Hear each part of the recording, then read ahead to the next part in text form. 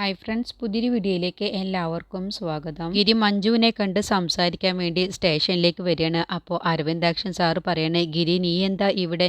എനിക്ക് മഞ്ജുവിനെ കണ്ടൊന്ന് സംസാരിക്കണം. ഗിരി, നിങ്ങൾ തമ്മിലുള്ള പ്രശ്നം എന്താണെന്നൊന്നും എനിക്കറിയില്ല, പക്ഷേ നിങ്ങൾ തമ്മിലുള്ള പ്രശ്നം എത്രയും പെട്ടെന്ന് പറഞ്ഞു തീർക്കണം എന്ന് തന്നെയാണ് എൻ്റെയും ആഗ്രഹം. പക്ഷേ അതിന് പറ്റിയ സ്ഥലം ഇവിടെയല്ല. മാഡം നല്ല തിരക്കിലാണ്. ഗിരി, ഈ സമയത്ത് മാഡത്തിനോട് ഇതിനെക്കുറിച്ചൊക്കെ സംസാരിച്ചാൽ മാഡം മോശമായി സംസാരിച്ചെന്ന് വരും. അപ്പോൾ ഗിരി പറയാണ്, അവൾ എത്ര മോശമായിട്ട് സംസാരിച്ചാലും എനിക്കൊരു കുഴപ്പവുമില്ല. ഞാൻ പലതവണ മഞ്ജുവിനെ കണ്ട് സംസാരിക്കാൻ വേണ്ടി ഒരുങ്ങിയതാണ്, പക്ഷേ അപ്പോഴൊന്നും മഞ്ജു സംസാരിക്കാൻ കൂട്ടാക്കിയില്ല. അതുകൊണ്ട് ഞാൻ ഇന്ന് മഞ്ജുവിനെ കണ്ട് സംസാരിച്ചിട്ടേ പോകൂ. അപ്പോൾ അരവിന്ദാക്ഷൻ സാറ് പറയാം, അത് പിന്നെ ഗിരി, നീ ഇപ്പോൾ ഇങ്ങനെ സംസാരിക്കുന്നതിൻ്റെ ഇടയിൽ മഞ്ജു ചിലപ്പോൾ നിന്നോട് മോശമായി സംസാരിച്ചാൽ തന്നെ എല്ലാ സ്റ്റാഫുകളുടെയും മുന്നിൽ വെച്ച് സംസാരിക്കുമ്പോൾ അതിൻ്റെ നാണക്കേടും മഞ്ജുവിന് കൂടി തന്നെയാണ്. അവൾ എത്രയോ കഷ്ടപ്പെട്ടിട്ടാണ് ഇന്ന് ഈ നിലയിൽ എത്തിയത്. ഒരു ഭർത്താവ് എന്ന നിലയിൽ ഇന്നുവരെയും മഞ്ജുവിനെ ഗിരിക്ക് സഹായിക്കാൻ കഴിഞ്ഞിട്ടില്ല. കുറഞ്ഞത് ഉപദ്രവിക്കാതെയെങ്കിലും ഇരുന്നൂടെ. അപ്പോഴാണ് മഞ്ജു അവിടേക്ക് വരുന്നത്. മഞ്ജു പെട്ടെന്ന് സ്റ്റക്കായി നിൽക്കുകയാണ് ഗിരിയെ കണ്ടപ്പോൾ. ഗിരി മഞ്ജുവിൻ്റെ അടുത്തേക്ക് ചെന്നിട്ട് പറയണ, മഞ്ജു, എനിക്ക് നിന്നോട് കുറച്ച് സംസാരിക്കാനുണ്ട്. എന്തിന്? എന്നോട് നിങ്ങൾ ചെയ്തതിനൊന്നും ഞാൻ ഇതുവരെയും നിങ്ങളോട് പ്രതികാരം ചെയ്തിട്ടില്ലല്ലോ. നിങ്ങൾക്ക് സുഖമായിട്ട് തന്നെ ജീവിക്കാം. ഞാനൊരു തടസ്സവുമായിട്ട് നിങ്ങളുടെ മുന്നിലേക്ക് വരില്ല. മഞ്ജു, ഞാൻ നിന്നോട് ചെയ്തത് തെറ്റ് തന്നെയാണ്. അതിന് ഞാൻ എന്ത് ശിക്ഷ വേണമെങ്കിലും നീ വിധിച്ചാൽ അത് ഞാൻ അനുഭവിച്ചോളാം. പക്ഷേ മോളെ, അമ്മുവിനെ, പ്രതീക്ഷയെ എന്നിൽ നിന്നും പിരിക്കരുത് എന്ന് പറയുമ്പോൾ മഞ്ജു പറയണ, അതിന് മോളെ ഞാൻ പിരിച്ചിട്ടില്ലല്ലോ. നിങ്ങൾക്ക് എപ്പോൾ വേണമെങ്കിലും മോളെ കാണാൻ വരാം. ഞാൻ നിങ്ങളെക്കുറിച്ച് മോശമായിട്ട് ഒന്നും തന്നെ മോളോട് പറഞ്ഞു കൊടുത്തിട്ടില്ല. മഞ്ജു, നീ എന്നോട് ക്ഷമിക്കുന്നത് വരെ മോൾ ഒരിക്കലും എന്നോട് ക്ഷമിക്കില്ല. നമ്മുടെ മോൾക്ക് വേണ്ടി നിനക്ക് എന്നോട് ക്ഷമിച്ചൂടെ? നീ എന്താ ഒന്നും മിണ്ടാതെ നിൽക്കുന്നത്? അപ്പോൾ മഞ്ജു ദേഷ്യത്തിൽ പറയണേ, നിങ്ങൾ എന്നോട് ചെയ്ത തെറ്റിന് മറ്റു വല്ല സ്ത്രീകളുമായിരുന്നെങ്കിൽ ഇങ്ങനെ ആയിരിക്കില്ല നിങ്ങളോട് പ്രതികരിക്കുക. ക്ഷമിക്കാൻ കഴിയാത്ത തെറ്റാണ് നിങ്ങൾ ചെയ്തത് എന്ന് അറിഞ്ഞിട്ട് പോലും നിങ്ങൾക്ക് എന്നോട് ഇങ്ങനെ സംസാരിക്കാൻ, മോളുടെ പേരും പറഞ്ഞ് എന്നോട് സംസാരിക്കാൻ നിങ്ങൾക്ക് എന്താ നാണമില്ലേ? ഇനി നിങ്ങൾ ഇതുപോലെയുള്ള പേഴ്സണൽ കാര്യങ്ങളാണ് എന്നോട് സംസാരിക്കാൻ വരുന്നത് എങ്കിൽ എനിക്കത് കേൾക്കാൻ താല്പര്യമില്ല. അങ്ങനെയാണെങ്കിൽ ഇനി മുതൽ ഗിരിയേട്ടൻ അതിൻ്റെ പേരും പറഞ്ഞ് എന്നെ കാണാൻ വരരുത് എന്ന് പറയട്ടോ. അങ്ങനെ ഗിരിക്ക് ഒന്നും പറയാനാവാതെ വിഷമത്തോടു കൂടി അരവിന്ദാക്ഷൻ സാറിനെ ഒന്ന് നോക്കിയിട്ടാണ് ഗിരി വിഷമത്തിൽ പോകുന്നത്. അപ്പോൾ മഞ്ജുവിൻ്റെ അടുത്തേക്ക് അരവിന്ദാക്ഷൻ സാർ വന്നിട്ട് പറയണേ, ഗിരി ഒരുപാട് വിഷമിച്ചിട്ടാണ് പോകുന്നത്. അവൻ്റെ ഭാഗം കേൾക്കാൻ ഒരു അവസരം കൊടുത്തൂടെ എന്ന് ചോദിക്കുമ്പോൾ, അല്ല സാറിന് ഞാനും ഗിരിയേട്ടനും തമ്മിലുള്ള പ്രശ്നം എന്താണെന്നുള്ളത് അറിയില്ലല്ലോ. ഇല്ല എന്ന് പറഞ്ഞപ്പോൾ, എങ്കിൽ സാർ അതിനെക്കുറിച്ച് സംസാരിക്കാതിരിക്കുന്നതാണ് ഏറ്റവും നല്ലത് എന്ന് പറഞ്ഞിട്ടാണ് മഞ്ജു പോകുന്നത്. പിന്നീട് പീതാംബരനും ശാലിനിയും സഞ്ജുവും സ്വപ്നയും കൂടി സംസാരിക്കണം. ശാലിനി പറയണ, മഞ്ജുവിനെ ഇങ്ങനെ വിട്ടാൽ പറ്റില്ല. അപ്പോൾ സഞ്ജു പറയണ, അത് ശരിയാണ്, ഡാഡിയെ ഇങ്ങനെ എല്ലായിടത്തും ഇങ്ങനെ അപമാനിക്കുന്നത് കണ്ടുകൊണ്ട് നിൽക്കാൻ കഴിയില്ല. അതുകൊണ്ട് എത്രയും പെട്ടെന്ന് എന്തെങ്കിലും ചെയ്തേ പറ്റൂ എന്ന് പറയുമ്പോൾ സ്വപ്ന പറയണേ, നിങ്ങളൊക്കെ എന്താണാവോ ഉദ്ദേശിക്കുന്നത്? മഞ്ജുവിനെ കൊല്ലാനാണോ അതോ കാറിടിപ്പിക്കാനോ? എന്താ നിങ്ങളുടെ ഉദ്ദേശം? മഞ്ജു എന്തായാലും അടങ്ങിയിരിക്കാനൊന്നും പോകുന്നില്ല. കാരണം അവളുടെ അച്ഛനെ കൊന്നതാണ് വൽജി. ആ ഒരു പക എന്തായാലും അവളുടെ മനസ്സിലുണ്ടാവും. അതിനുള്ള പ്രതികാരം അവൾ ചെയ്തേ അടങ്ങൂ. അതുകൊണ്ട് മഞ്ജുവിനെ കൊല്ലുക തന്നെയാണ് നമ്മളുടെ മുന്നിലുള്ള ഏറ്റവും നല്ല വഴി. പക്ഷേ അതിപ്പോൾ അവൾ സർവീസിൽ ഇരിക്കുമ്പോൾ ചെയ്താൽ എന്തായാലും അതിൻ്റെ പിറകിൽ കളിച്ചത് നമ്മളാണെന്നുള്ളത് മനസ്സിലാക്കും. അതിനുവേണ്ടി ആദ്യം നമ്മൾ ചെയ്യേണ്ടത് അവളുടെ ജോലി തെറിപ്പിക്കണം. അതാണ് ഏറ്റവും ആദ്യം ചെയ്യേണ്ടത്. പിന്നെ നമ്മൾ അവളെ ഇല്ലാതാക്കിയാലും ആരും സംശയിക്കാനും പോകുന്നില്ല. ഗോപാലൻ പറയണേ, നീ പറഞ്ഞതൊക്കെ ശരി തന്നെയാണ് മോളെ. ഞാൻ എത്ര കഷ്ടപ്പെട്ടിട്ടാണെന്നോ ഐശ്വര്യയെ ഇവിടെ നിന്നും മാറ്റിയത്. അതിനുവേണ്ടി ഒരുപാട് പണം മുടക്കുകയും ചെയ്തു. അതുപോലെ പണം മുടക്കാനൊന്നും ഒരു പ്രശ്നവുമില്ല. പക്ഷേ സമയമാണ് നമ്മളെ കയ്യിലില്ലാത്തത്. മഞ്ജു ഇപ്പം ഇവിടേക്ക് വന്നത് നമ്മളെ തകർക്കാൻ വ്യക്തമായ പ്ലാനോട് കൂടിയിട്ടാണ്. നമ്മളിലേക്ക് എത്താൻ ഇനി അധികം ദൂരമൊന്നും മഞ്ജുവിന് ഉണ്ടാവില്ല. നമ്മളെ പെട്ടെന്ന് കുരുക്കാനാണ് മഞ്ജു നോക്കൂ എന്ന് പറഞ്ഞ് വായെടുത്തപ്പോഴത്തേക്കും മഞ്ജു വന്ന് ഇറങ്ങാണ്. അങ്ങനെ മഞ്ജുവിനെ കണ്ടതോടുകൂടി അവർ 4 പേര് ഒന്ന് പേടിക്കുകയാണ്. എന്താ നിങ്ങളെല്ലാവരും എന്നെ കണ്ടപ്പോൾ ഇങ്ങനെ പേടിയോട് കൂടി നിൽക്കുന്നത്? ഞാൻ നിങ്ങളെ ആരെയും അറസ്റ്റ് ചെയ്യാനൊന്നും വന്നതല്ല. അതിനൊക്കെ ഇനിയും സമയമുണ്ടല്ലോ.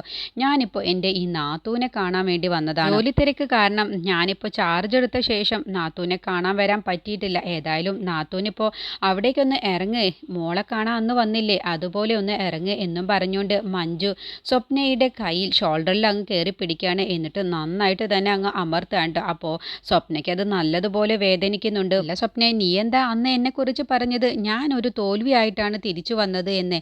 അത് ഞാൻ എൻ്റെ വിവരക്കേട് കൊണ്ട് പറഞ്ഞതാണ്. മഞ്ജു അതങ്ങ് ക്ഷമിച്ചേക്ക്.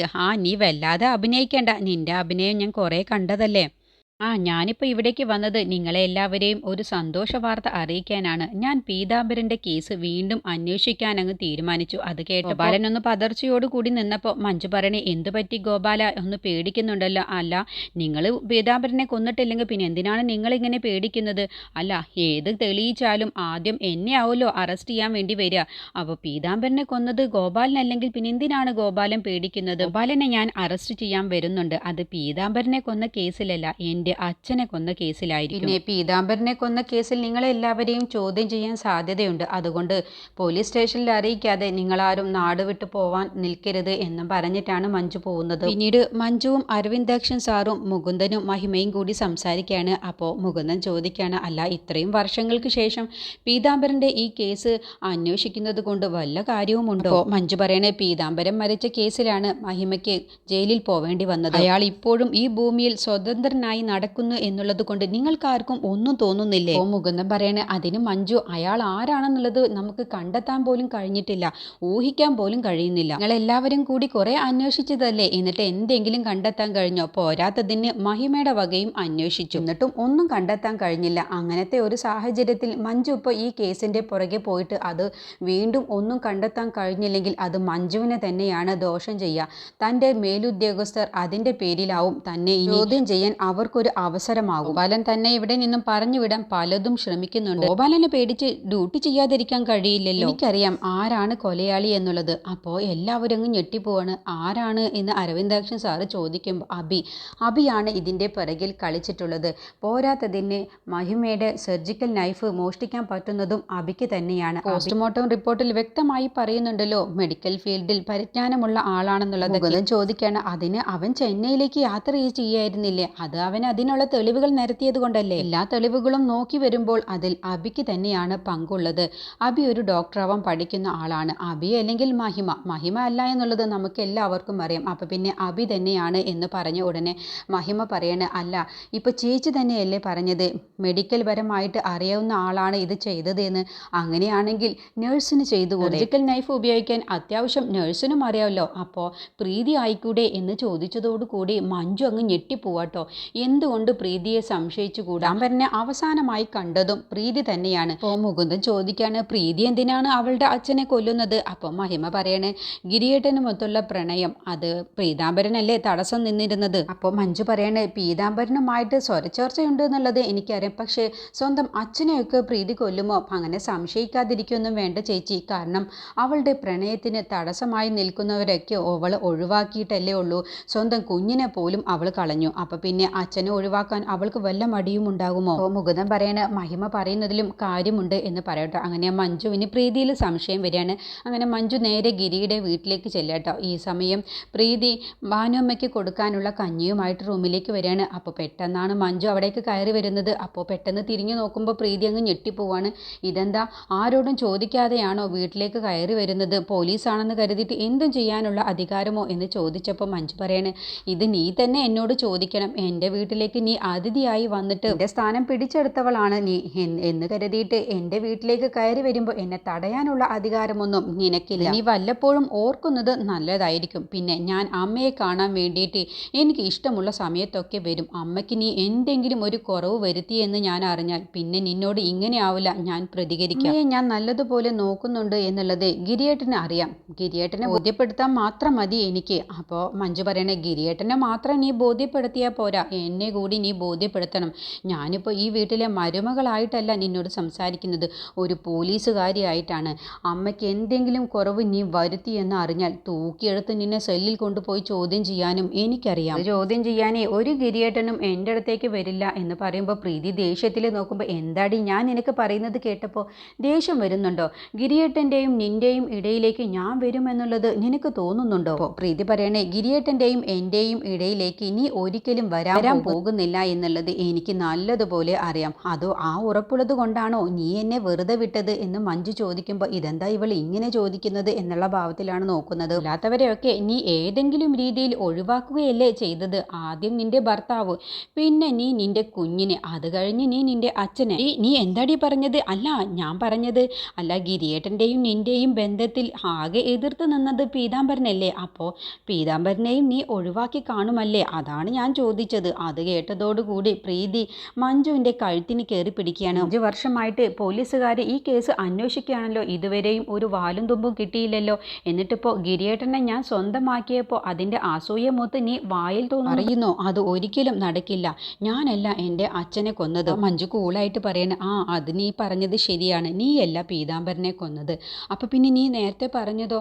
അത് ഞാൻ നിന്നെ ഒന്ന് ടെസ്റ്റ് ചെയ്യാൻ വേണ്ടി വെറുതെ ഒന്ന് പറഞ്ഞതാണ്. ആ ടെസ്റ്റിൽ നീ പാസ്സാവുകയും ചെയ്തു. ഇത് ടെസ്റ്റ് അല്ലായിരുന്നെങ്കിൽ നീ എൻ്റെ ദേഹത്ത് കൈവെക്കുന്നതിൻ്റെ മുന്നേ നീ നിലത്ത് ബോധം കെട്ട് വീണേനെ. പിന്നെ അമ്മയുടെ കാര്യം ഞാൻ വെറുതെ പറഞ്ഞതല്ല. നീ മര്യാദയ്ക്ക് അമ്മയെ നോക്കിയില്ല എന്നുണ്ടെങ്കിൽ നിന്നെ ഞാൻ സെല്ലിനകത്ത് കൊണ്ടുപോയി തല കീഴായി തൂക്കിയിട്ട് നിന്നെ ഞാൻ ചോദ്യം ചെയ്യും. അത് നീ എന്നെ കൊണ്ട് ചെയ്യിപ്പിക്കേണ്ട എന്നും പറഞ്ഞിട്ടാണ് പോകുന്നത്. അത് കേട്ടപ്പോൾ പ്രീതി ഒരു ചെറുതായിട്ടൊന്ന് പേടിച്ചു പോവാണ്. ഇതൊക്കെ കേട്ടും കൊണ്ട് കിടക്കുന്ന ഭാനുമ്മയ്ക്ക് മഞ്ജുവിൻ്റെ ആ പ്രകടനം ഒരുപാട് ഇഷ്ടമാവുകയാണ്. പിന്നീട് മഹിമയും സൂരജും കൂടി സംസാരിക്കുകയാണ് മഞ്ജുവിനെ കുറിച്ച്. മഞ്ജു ഇപ്പോൾ ഒരു താരമായിട്ടുണ്ട് സോഷ്യൽ മീഡിയയിൽ എന്നൊക്കെ പറഞ്ഞ് സംസാരിക്കുമ്പോഴാണ് അഭിയും വിപിനും കൂടി അമ്മയുടെ അടുത്തേക്ക് വരുന്നത്. എന്നിട്ട് പറയണേ, അല്ല നിൻ്റെ ചേച്ചി മഞ്ജുവിനെ ഇപ്പോൾ ഇവിടേക്കൊന്നും കാണാനില്ലല്ലോ. നിൻ്റെ ചേച്ചി ഇപ്പോൾ IPS ആയതിനു ശേഷം നല്ല സിംഗപ്പെണ്ണായി എന്നൊക്കെയാണല്ലോ കേൾക്കുന്നത്. സിംഗപ്പെണ്ണല്ല പൂച്ചക്കുട്ടിയാണെന്നുള്ളത് നമുക്കല്ലേ അറിയാവോ. അപ്പോൾ അതൊക്കെ കേൾക്കുമ്പോൾ മഹിമ അങ്ങനെ പുഞ്ചിരിച്ച് നിൽക്കുമ്പോൾ, എന്താടി നീ ഇതൊക്കെ കേട്ടത് ഇങ്ങനെ പുഞ്ചിരിച്ചോണ്ട് നിൽക്കുന്നത്, നിനക്കെന്താ ഒന്നും പറയാനില്ലേ എന്ന് ചോദിച്ചതോടുകൂടി മഹിമ പറയാണ്, പറയാനുള്ളതൊക്കെ ചേച്ചി തന്നെ നേരിട്ട് പറഞ്ഞോളും എന്നങ്ങ് പറഞ്ഞു നോക്കുന്ന സമയത്താണ് മഞ്ജു അവരുടെ അടുത്തേക്ക് വരുന്നത്. മഞ്ജുവിനെ കണ്ടപ്പോൾ വിപിനും അഭിയും ഒന്ന് പെട്ടെന്ന് പേടിക്കുകയാണ്. ഇനി മഞ്ജു വിപിനോടും അഭിയോടും സംസാരിക്കാൻ കേട്ടോ. എന്നിട്ട് വിപിനെ ഞാൻ കൊണ്ടുപോകാനാണ് വന്നത്. അത് കേട്ടപ്പോൾ രണ്ടുപേരും അങ്ങ് ഞെട്ടിപ്പോണ്. എന്തിന് എന്ന് ചോദിച്ചപ്പോൾ, പീതാംബരനെ കൊന്ന കേസിൽ എനിക്ക് ഇവനെ ഒന്ന് ചോദ്യം ചെയ്യണം, അതിന് വേണ്ടിയിട്ടാണ്. അതിന് ഞങ്ങൾ എന്ത് തെറ്റ് ചെയ്തു? ഞങ്ങൾ പീതാംബരൻ മരിക്കുന്ന സമയത്ത് ഞങ്ങൾ ചെന്നൈയിലായിരുന്നില്ലേ എന്ന് പറയുമ്പോൾ, അതിന് ഈ ചെന്നൈയിലായിരുന്നില്ല എന്ന് ഞാൻ പറഞ്ഞിട്ടില്ലല്ലോ. അതിനെക്കുറിച്ച് ചോദ്യം ചെയ്യാനാണ് ഞാൻ വിപിനെ കൊണ്ടുപോകുന്നത്. പിന്നെ നീ കളിച്ച നാടകങ്ങളൊക്കെ എനിക്ക് ഏകദേശം മനസ്സിലായി കഴിഞ്ഞു. നീ അന്ന് രണ്ടുപേരും കൂടി ചെന്നൈയിലേക്ക് പോകാൻ വേണ്ടി ട്രെയിനിൽ കയറി സെൽഫി എടുക്കുകയും ചെയ്തു. അത് കഴിഞ്ഞ് നീ വിപിൻ്റെ കയ്യിൽ നിൻ്റെ ഫോണ് കൊടുത്ത ശേഷം പിന്നെ നീ നേരെ പോയത് പീതാംബരൻ്റെ അടുത്തേക്കാണ്. എന്നിട്ട് മഹിമയുടെ സർജിക്കൽ നൈഫ് എടുത്ത് നീയാണ് പീതാംബരനെ ഇല്ലാതാക്കിയത് എന്നുള്ളതൊക്കെ ഞങ്ങൾക്ക് മനസ്സിലായി. ഇനി അതിന് കുറച്ചുകൂടി ഒരു കാര്യങ്ങൾ ചെയ്യാനുണ്ട്. അതുകൂടി കഴിഞ്ഞാൽ പിന്നെ നീയാണ് അകത്താവുന്നത് എന്ന് പറഞ്ഞതോടുകൂടി അഭി അങ്ങ് ഞെട്ടിപ്പോകുന്നുണ്ട്. അങ്ങനെ വിപിനെയും അഭിയെയും ചോദ്യം ചെയ്യാനുള്ള കാര്യങ്ങളാണ് മഞ്ജു ചെയ്യുന്നത്. ഇനി അഭിയെ അറസ്റ്റ് ചെയ്യുന്ന ആ സമയത്താണ് അഭിക്ക് പിന്നെ നിവൃത്തിയില്ലാതെ ആ സത്യം തുറന്നു പറയേണ്ടി വരും.